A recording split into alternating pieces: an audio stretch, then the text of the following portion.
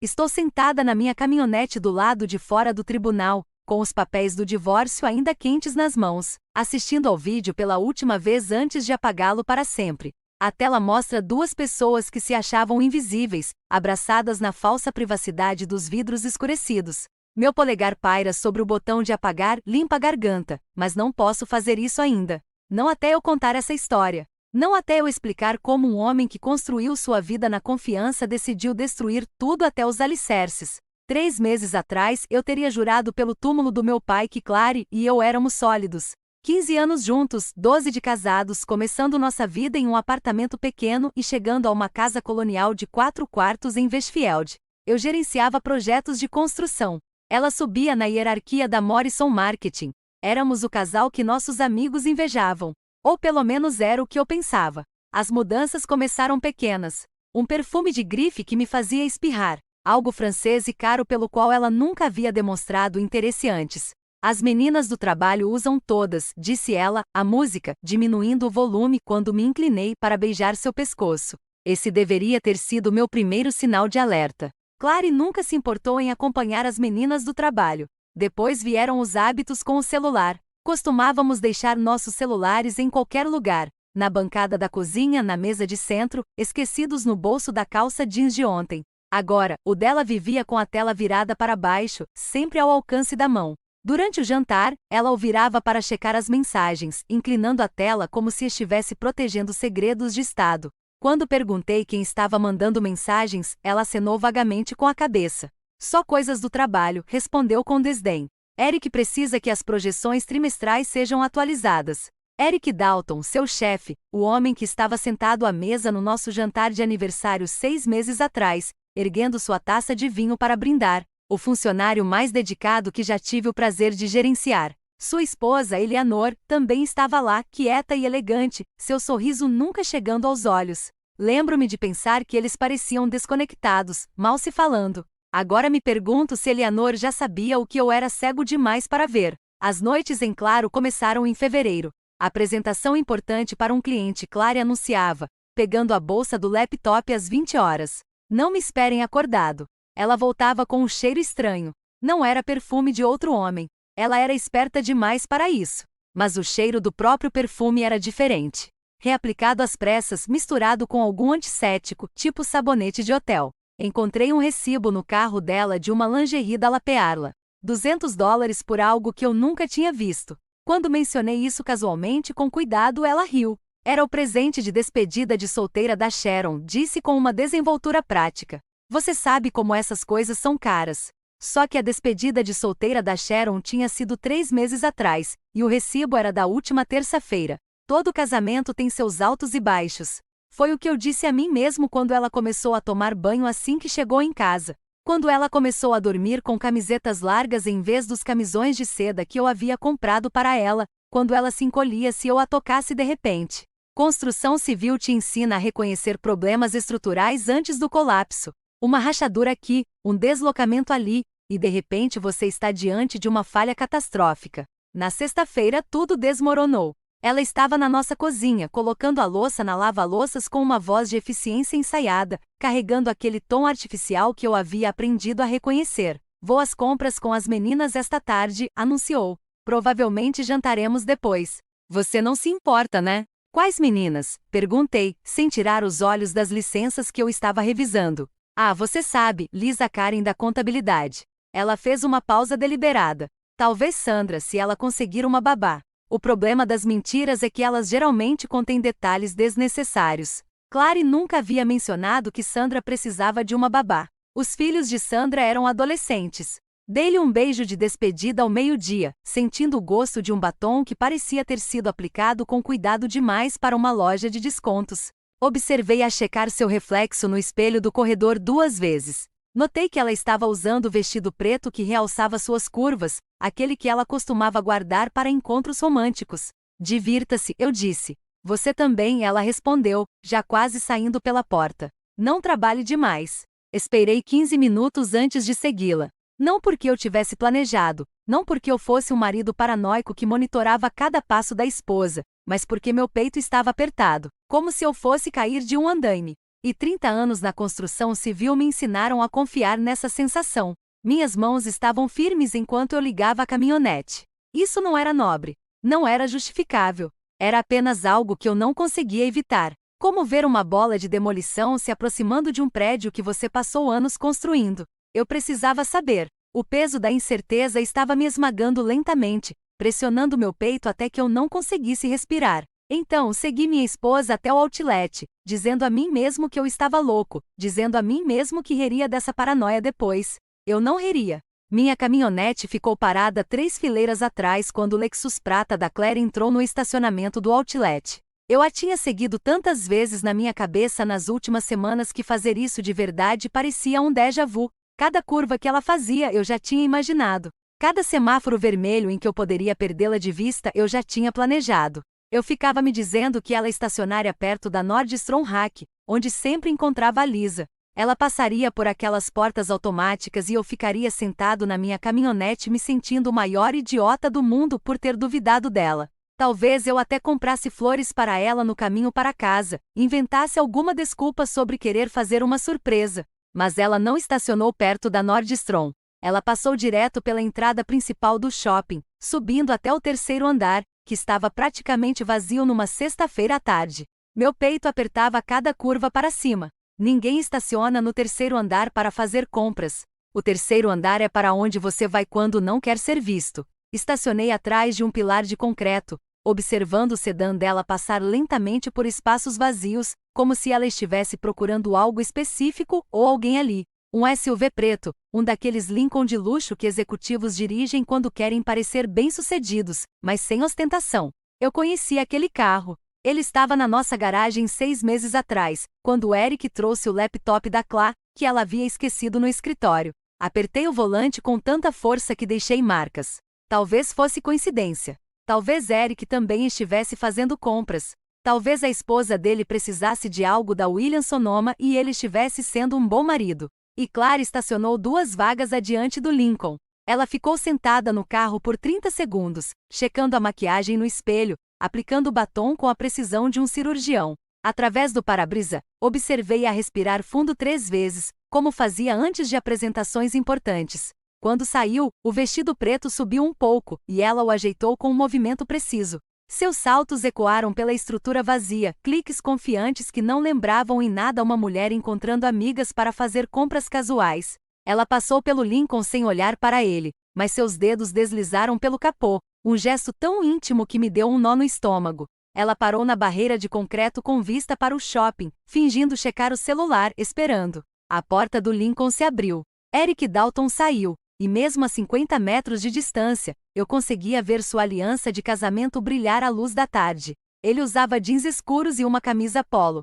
Sexta-feira casual levada ao extremo. Nada parecido com os ternos que ele usava no nosso jantar de aniversário. Ele caminhou até ela por trás e sua mão foi imediatamente para sua lombar, possessiva e familiar. Ela se virou para ele como uma flor encontrando o sol, seu corpo inteiro mudando, se soltando, se abrindo, tornando-se alguém que eu nunca tinha visto antes. Peguei meu celular, com as mãos surpreendentemente firmes. O canteiro de obras me ensinou a documentar tudo. Proteja-se com evidências, meu encarregado sempre dizia. Com a câmera ligada, me aproximei sorrateiramente, usando os carros estacionados como cobertura, suas vozes ecoando na caverna de concreto. Senti sua falta, disse Clary sem fôlego, e sua voz tinha uma qualidade que eu não ouvia há anos. Já faz 3 dias, Eric riu, puxando o ar para mais perto. 3 dias é tempo demais, ela respondeu. Eles se beijaram então, e não foi aquele beijo desesperado de novos namorados. Foi um beijo praticado, confortável, a mão dele se enroscando nos cabelos dela com a confiança da repetição. Ela emitiu um som suave e carente, que me atingiu como uma marreta no peito. Eleanor acha que estou na academia, disse ele quando se separaram. Daniel acha que estou fazendo compras com as meninas. A risada dela foi cruel, desdenhosa. Ele realmente acreditava que Sandra precisava de uma babá. Você é terrível, disse Eric, mas estava sorrindo. Você adora, ela ronronou. Eu te amo, ele declarou. As palavras ficaram suspensas no ar. A resposta de Clary foi puxá-lo de volta para o Lincoln, atrapalhando-se com a maçaneta da porta. Eles se jogaram no banco de trás com a desajeitada de adolescentes, e eu continuei filmando. 30 segundos de verdade inegável. A aliança dele brilhando, a voz dela dizendo coisas. Deus, dizendo coisas que eu nunca tinha ouvido, fazendo sons que me eram estranhos depois de 12 anos de casamento. Parei de gravar quando a mão dele levantou o vestido dela. Algumas coisas nem a vingança precisa ver. A caminhada até o Lincoln levou 10 segundos, mas pareceu atravessar um deserto. Minhas botas de trabalho eram silenciosas no concreto. Anos navegando por canteiros de obras me ensinaram a me mover sem fazer barulho. Abri a porta com um puxão. Que diabos? Eric começou. Arrastei-o para fora pela gola, seu corpo atingindo o concreto com um baque satisfatório. Meu punho acertou seu queixo antes que ele pudesse se levantar. 15 anos carregando madeira e balançando martelos atrás dela. O estalo ecoou pelo estacionamento. Daniel! O grito de Clary foi estridente. Em pânico, ela se apressou para puxar o vestido para baixo, o rímel já borrado. Daniel, por favor, não é o que parece. Eu ri e o som foi horrível até para os meus ouvidos. Sério? Essa é a sua cantada? Eric tentou se levantar, com sangue escorrendo do nariz. Olha, cara, ele ofegou. Podemos conversar sobre a minha bota que o atingiu nas costelas. Não foi forte o suficiente para quebrar nada, mas o suficiente para derrubá-lo. Fique no chão, ordenei. Pare. Clary saiu do carro, estendendo a mão para mim. Você vai matá-lo. Não, eu disse, dando um passo para trás. Não vou tocá-lo de novo. Nem você. A segurança já corria em nossa direção, os rádios chiando. Alguém tinha ouvido a confusão ou visto nas câmeras. Ótimo. Eu queria testemunhas me vendo ir embora.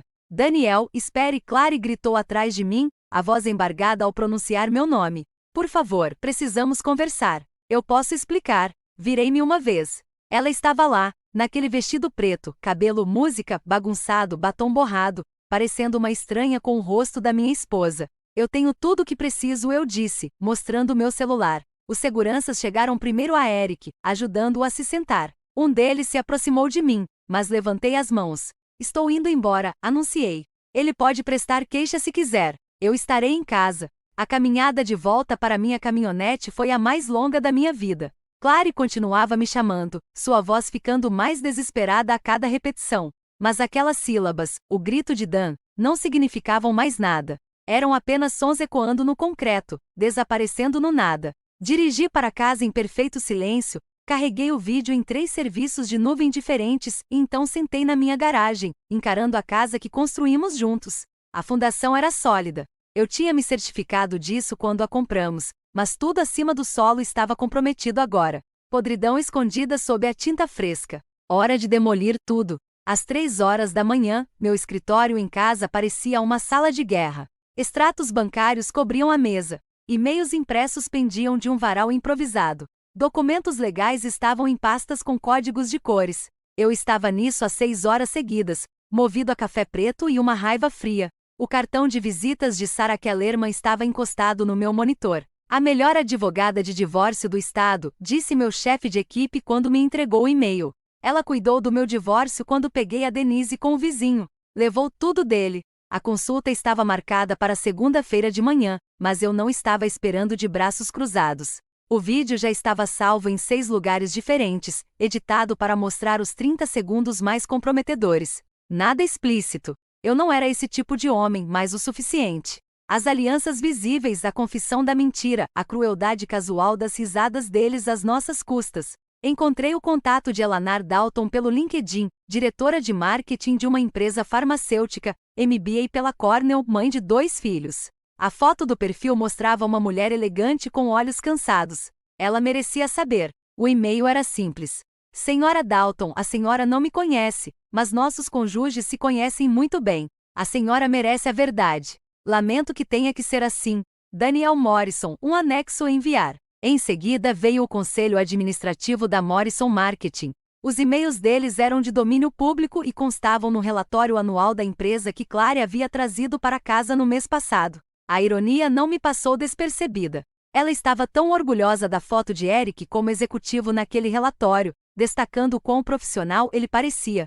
2. Conselho de Administração, Morrison Marketing, referente à violação ética, conduta de executivo sênior. O vídeo em anexo documenta a conduta inadequada entre Eric Dalton, executivo sênior, e um subordinado direto. Isso representa uma grave violação da ética profissional e das políticas da empresa em relação a relacionamentos no ambiente de trabalho e dinâmicas de poder. Confio que vocês tratarão este assunto com a devida seriedade. Enviar. O RH recebeu o mesmo e-mail, assim como os 3 maiores clientes, cujas informações de contato do COR eu havia coletado das versões preliminares das propostas que Clary havia deixado em nosso laptop compartilhado. Na construção civil, chamamos isso de distribuição de carga.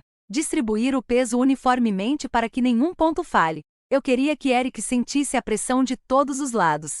Meu telefone vibrou. Era Eric ligando. Deixei tocar, fazendo uma captura de tela do registro de chamadas. Outra vibração, uma mensagem de texto. Precisamos conversar sobre isso como adultos. Depois outra, você não entende a situação. E outra, isso vai destruir pessoas inocentes. Tirei print de tudo. Evidência de consciência de culpa.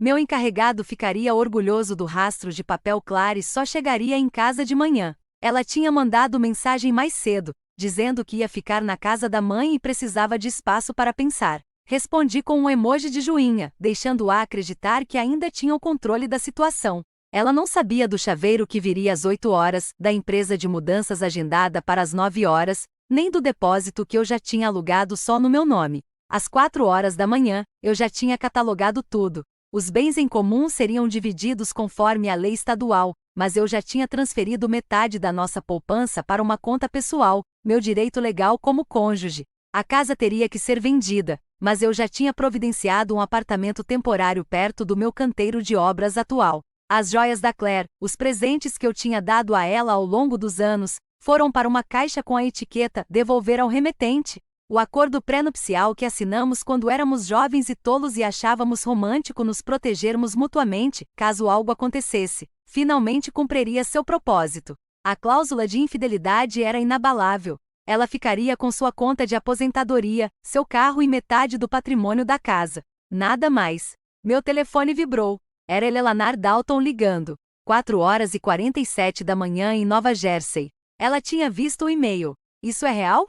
Sua voz era controlada, profissional, mas eu conseguia perceber as linhas de expressão. Sim, respondi. Há quanto tempo? Ela perguntou. 6 meses, talvez mais. Só descobri hoje. Silêncio. Então ele ainda está dormindo. Ele acha que eu não sei do celular descartável no carro dele. Sinto muito, eu disse. Não precisa se desculpar, ela respondeu firmemente. Você me fez um favor. Uma pausa. Já encaminhei seu e-mail para meu advogado e para a mãe dele. A ligação terminou. Em menos de 1 hora, o Facebook do Eric mostrava que era complicado, e depois desaparecia completamente. Eleanor trabalhava rápido. O dia amanheceu quando imprimiu o último documento. A equipe de construção ia se perguntar por que eu estava com aquela cara horrível, mas não iam perguntar. Essa era a beleza de trabalhar com homens que já tinham passado por seus próprios divórcios. Eles reconheciam as feridas da vida. Meu celular explodiu com notificações por volta das 7 horas da manhã. Clary ligando sem parar, mensagens de texto que variavam da confusão ao pânico. Por que tem uma van de chaveiro lá fora? Daniel, o que está acontecendo? As fechaduras da casa não funcionam. Atenda ao telefone. Entrei no canteiro de obras com o celular no silencioso. Meu encarregado, Big Mike, me olhou e colocou café na minha garrafa térmica sem dizer uma palavra. Ouvi dizer que está rolando um drama naquela empresa de marketing, disse ele depois de 1 hora, casual como quem conversa sobre o tempo. Alguém mandou um vídeo para toda a diretoria. COR fazendo reuniões de emergência. Por isso que fiquei de olho nas plantas. Continuou Mike. Aparentemente algum executivo estava tendo um caso com uma subordinada. Pelo que eu vi, os 2 foram demitidos até a hora do almoço. Dei um gole no café. É uma pena quando as pessoas não conseguem manter o profissionalismo. Mike me observou por um longo momento e depois deu um tapinha no meu ombro. Precisa de alguma coisa, irmão, disse ele. É só falar. As mensagens da Clary mudaram de tom à tarde. Eric foi demitido. Me demitiram também. Isso é uma loucura. Você arruinou tudo. A gente podia ter resolvido isso. Por favor, Daniel, por favor, fale comigo. Finalmente respondi às 15 horas. Seus pertences estão na garagem, os papéis do divórcio estão na bancada da cozinha, a chave de casa está embaixo do tapete. Não me contate, a não ser por meio de advogados. A resposta dela foi imediata, seu desgraçado. Você destruiu tudo. Encarei a mensagem e respondi, não, Claire, foi você. Depois bloqueei o número dela. À noite, a comunidade empresarial de Charlotte estava em polvorosa. Eric Dalton, estrela em ascensão, demitido por má conduta. Sua esposa entrou com pedido de divórcio e levou os filhos para a casa da mãe dela em Connecticut. O escândalo estava contido, mas se espalhando. Sussurros em clubes de campo e salas de conferência. Eu estava sentada no meu novo apartamento, com as caixas ainda por desempacotar, comendo comida chinesa direto da embalagem. As paredes estavam nuas, os móveis minimalistas, mas a estrutura era sólida. Amanhã, eu me encontraria com Sarah Kellerman, assinaria os papéis e iniciaria o processo legal de dissolução. Esta noite, eu reconstruí minha vida do zero, uma decisão metódica de cada vez. Meu celular vibrou com uma notificação do LinkedIn. 3 CIOR tinham visualizado meu perfil, provavelmente tentando descobrir quem tinha destruído a carreira de Eric Dalton.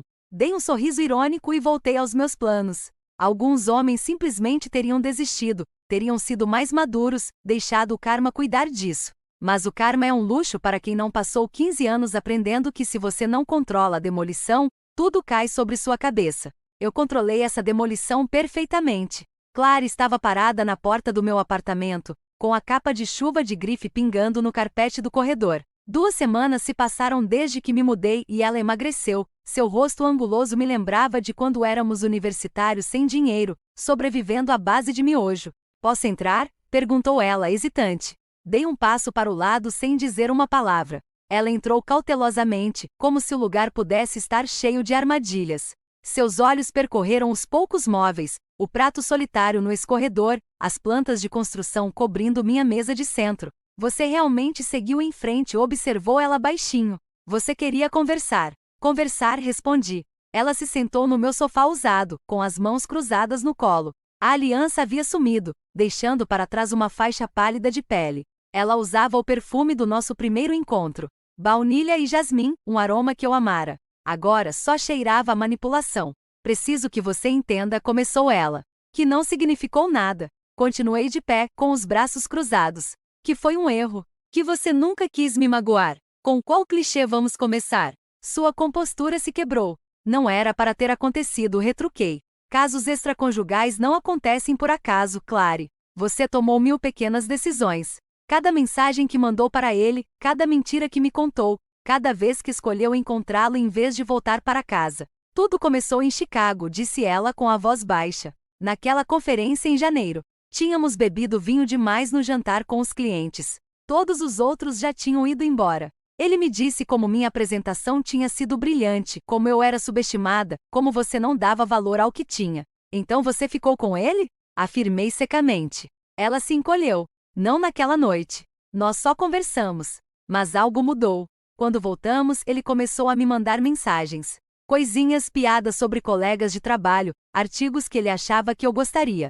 Era bom ter alguém que entendesse meu trabalho. Eu entendia o seu trabalho, protestei. Você o tolerava, ela retrucou. A acusação pairava entre nós. Quando foi a última vez que você perguntou sobre meus projetos, minhas metas? Você chegava em casa coberta de poeira e se desligava quando eu falava sobre posicionamento estratégico ou análise de mercado. Então, isso justifica? Desafiei.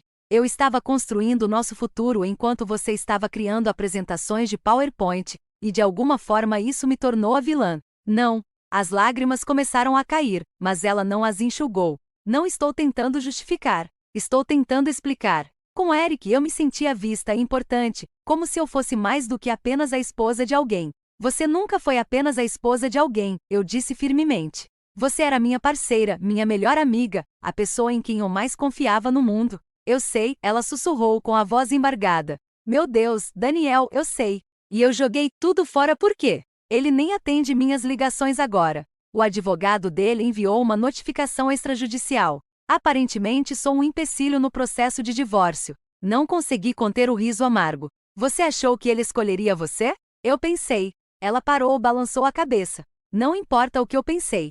Perdi tudo. Meu emprego, minha reputação, meu marido. Eles me levaram para fora do Morrison com escolta de segurança. 12 anos construindo minha carreira. Tudo perdido em 12 minutos. Você vai encontrar outro emprego, eu disse. Não, não vou.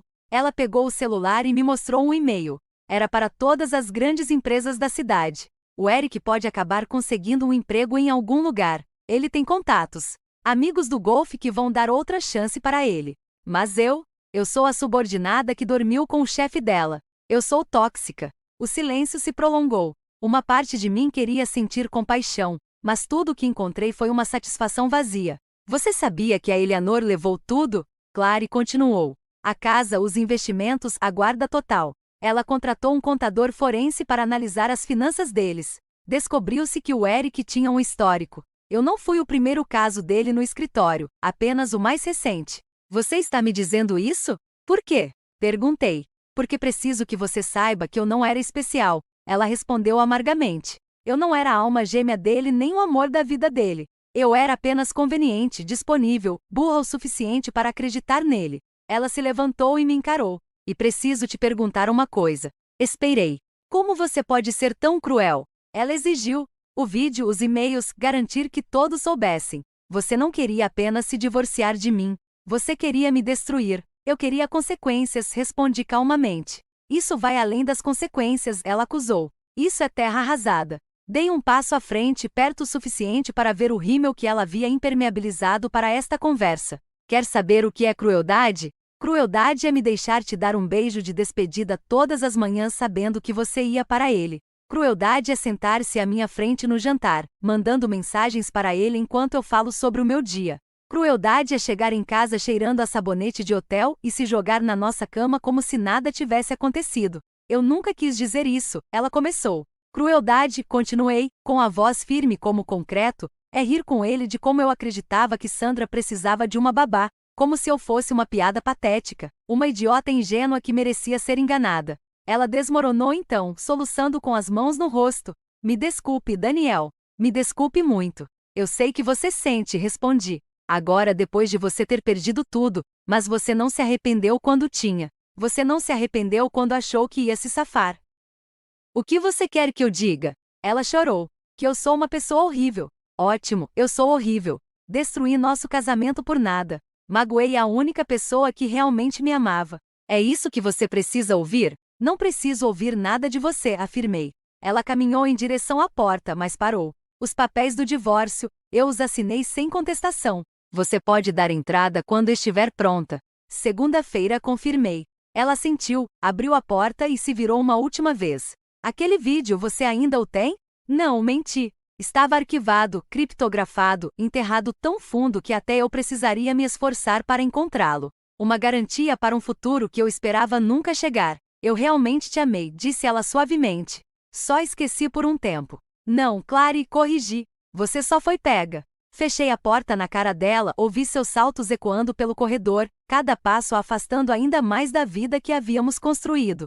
Pela janela via entrar no seu Lexus, a única coisa que ela tinha guardado no divórcio. Ficou sentada ali por 5 minutos antes de ir embora. Meu celular vibrou. Big Mike e a turma estavam indo para o Bar Murphys. A primeira rodada é por nossa conta, dizia a mensagem. Peguei minha jaqueta, tranquei o apartamento e fui para minha caminhonete. Os rapazes brindariam a minha liberdade sem fazer perguntas. Ofereceriam solidariedade sem exigir explicações. Amanhã, construiríamos algo novo, algo sólido, algo que durasse. A base já estava pronta. Todo o resto poderia ser reconstruído do zero. 6 meses depois eu estava no telhado do complexo comercial Riverside, observando a sunrise pintar a cidade de dourado. Minha equipe tinha terminado o projeto 2 semanas antes do prazo, com orçamento menor e sem nenhum incidente de segurança. O bônus deixaria todos felizes durante as festas de fim de ano. Meu celular vibrou. Jéssica, o café ainda está pronto para as 9? Quero saber sobre o pedido de casamento em Chicago. Sorri e respondi: na sua casa ou na minha? Na sua? Vista melhor, foi a resposta rápida dela. Jéssica Huang, engenheira estrutural, divorciada, 2 filhos, absolutamente nenhuma tolerância para.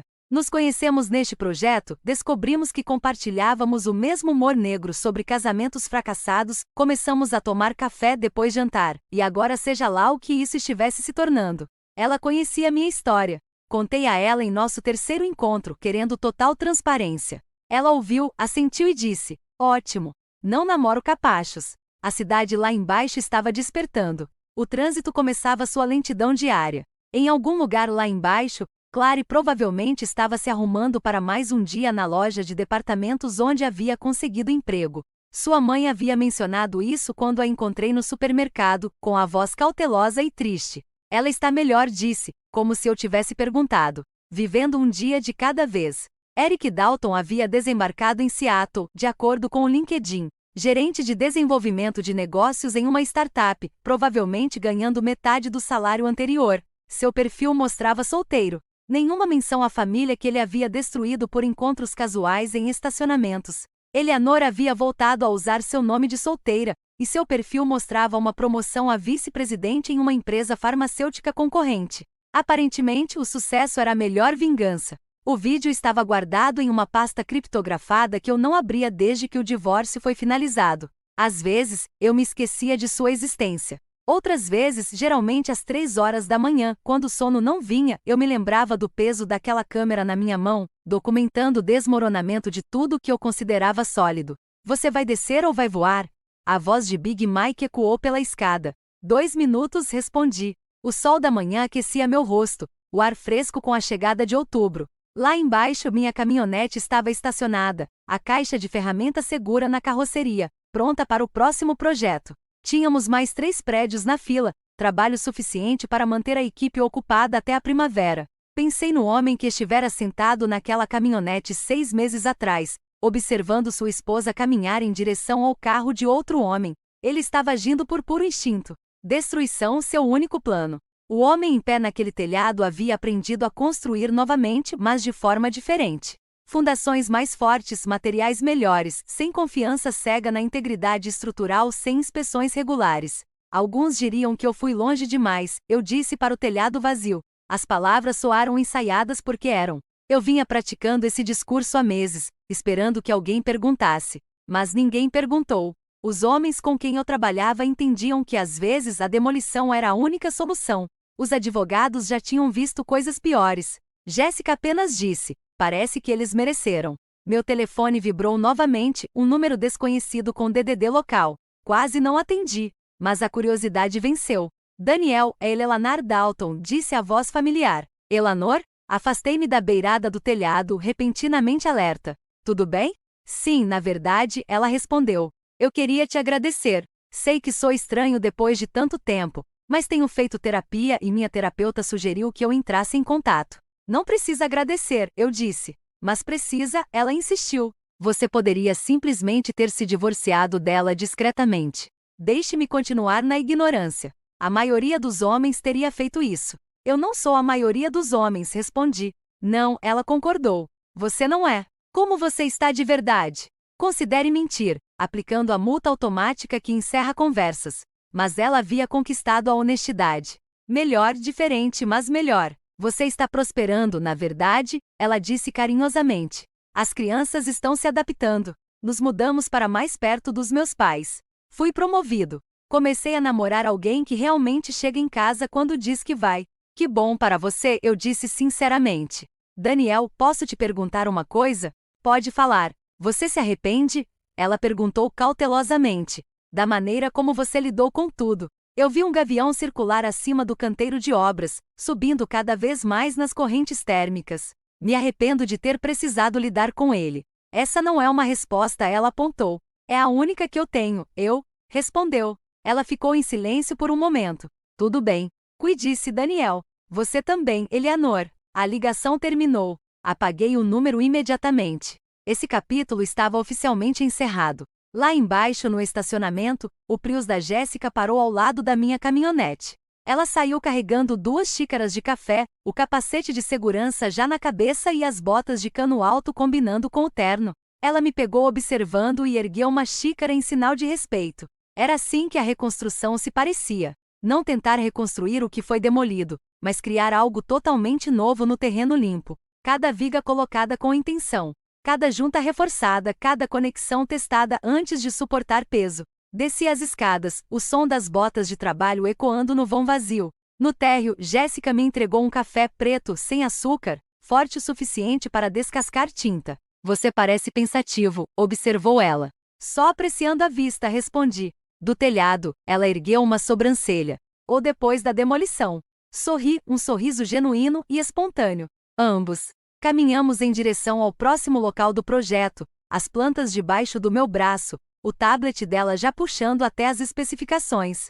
Atrás de nós, o complexo Riverside erguia-se sólido contra o céu da manhã, prova de que era possível construir algo valioso a partir de escombros. A fundação era tudo. Se acertasse nela, o resto se sustentaria. Alguns diriam que fui longe demais, que o perdão seria o caminho mais nobre, que eu deveria simplesmente ter me afastado sem deixar rastros. Mas eis o que aprendi construindo fundações por 15 anos. Não se pode construir nada sólido em terreno instável. Às vezes, é preciso demolir tudo e recomeçar. Às vezes a terra arrasada é a única maneira de garantir que nada tóxico volte a crescer. Fiz minha escolha. Vivo com ela. E em manhãs como esta, com trabalho honesto pela frente e sem mentiras me esperando em casa, sei que foi a escolha certa. O passado era entulho. O futuro era um projeto. E hoje construímos. E assim, chegamos ao fim da história de hoje. Foi o que você esperava ou tomou um rumo inesperado? Estou curiosa para saber a sua opinião. Compartilhe nos comentários abaixo e vamos conversar. Se você gostou da história, não se esqueça de clicar no botão gostei. E se você é novo por aqui ou ainda não se inscreveu, agora é a hora perfeita para se juntar à nossa comunidade. Eu trago histórias novas e envolventes todos os dias. Então, clique no botão inscrever-se e ative as notificações para não perder nada. Obrigada por assistir e até a próxima!